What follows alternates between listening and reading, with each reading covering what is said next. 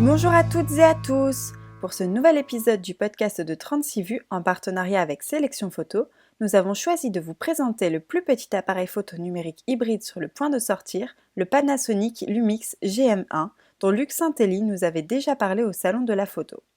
Dans le précédent épisode, nous vous avions présenté son grand frère, le GX7. Nous chercherons donc à vous montrer ici ce qui les distingue l'un de l'autre. Tout d'abord, il faut savoir que le public du GM1 est plus élargi que celui de son grand frère, et il pourra ainsi convenir à toutes sortes de photographes et pas seulement aux experts et aux professionnels comme le GX7. Mais qu'en est-il de ses caractéristiques techniques ? Le GM1 condense beaucoup des caractéristiques du GX7. En effet, il possède le même capteur micro 4/3 de 16 mégapixels. Il vous permettra donc de réaliser des clichés d'excellente qualité et pourra même filmer en HD 1080p. Comme nous l'avons précédemment mentionné, le GM1 est le plus petit hybride du monde avec ses 30 mm d'épaisseur, ses 58 mm de haut et ses 98 mm de large. Et pour en faire un appareil avec de si petites dimensions, Panasonic a dû faire des concessions. Sur la face arrière, vous pourrez noter que contrairement au GX7, le GM1 ne possède ni viseur électronique ni écran orientable. C'était certainement nécessaire pour le rendre si compact. Ces compromis s'avèrent pourtant payants, car le GM1 avec son écran tactile de 7,6 cm ne pèse que 204 grammes grâce à son châssis en alliage de magnésium, ce qui en fait un hybride ultra transportable, alliant performance au top tout en ayant une discrétion assurée. Petit point positif supplémentaire, le Panasonic GM1 est un boîtier high-tech. En effet, il intègre une puce Wi-Fi qui permet de transformer votre smartphone en télécommande évoluée, permettant de réaliser de nombreux réglages à distance et de lancer l'enregistrement vidéo. Cette puce vous permet aussi de transférer directement vos photos ou vidéos sur votre smartphone et donc de pouvoir les partager plus facilement. Le GM1 est donc destiné à un public plus large que le GX7, allant de l'amateur exigeant au photojournaliste aguerri, et ce sans mettre de côté la qualité des photos qu'il est capable de réaliser.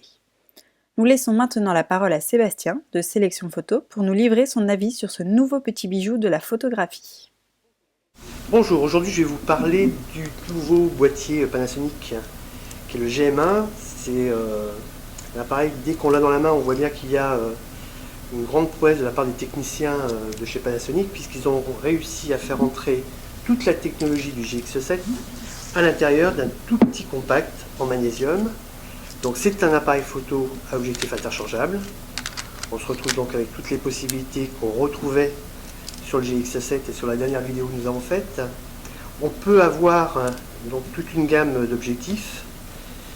C'est typiquement l'appareil photo qui va être le partenaire idéal pour tous les gens qui veulent faire du voyage, faire des photos de famille, faire des photos d'événements. C'est l'appareil que tout le monde va prendre pour ce genre d'événement. Il est vrai qu'aussi le capteur va leur permettre d'avoir une très bonne qualité d'image.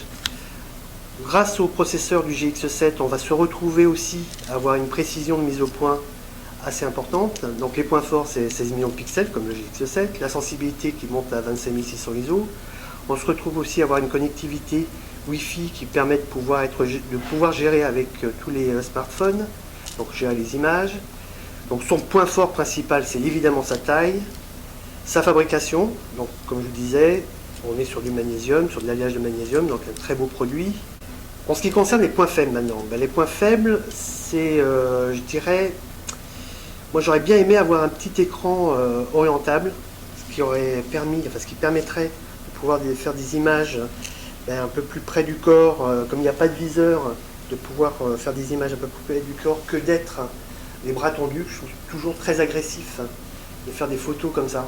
C'est-à-dire que quand on a quelqu'un en face de soi et d'être comme ça, voilà, la personne n'est pas forcément à l'aise. Donc avoir un écran orientable voilà, m'aurait plu. Et puis la deuxième chose qui pourrait être un véritable défaut, c'est sa taille. C'est-à-dire que pour certaines mains, ce produit-là est trop petit. Alors il y a une solution, la solution elle est simple, c'est d'utiliser des bagues que l'on va mettre sur ce boîtier-là. C'est des bagues, donc il existe différentes bagues. On a des bagues Là, en l'occurrence, une bague Nikon, mais on peut également avoir des bagues Canon ou des bagues Leica qui permettent de pouvoir mettre tous les objectifs M. Et donc là, on ne va pas augmenter évidemment la taille du produit, mais on va augmenter la taille de l'objectif, ce qui va permettre d'avoir une plus grande prise en main.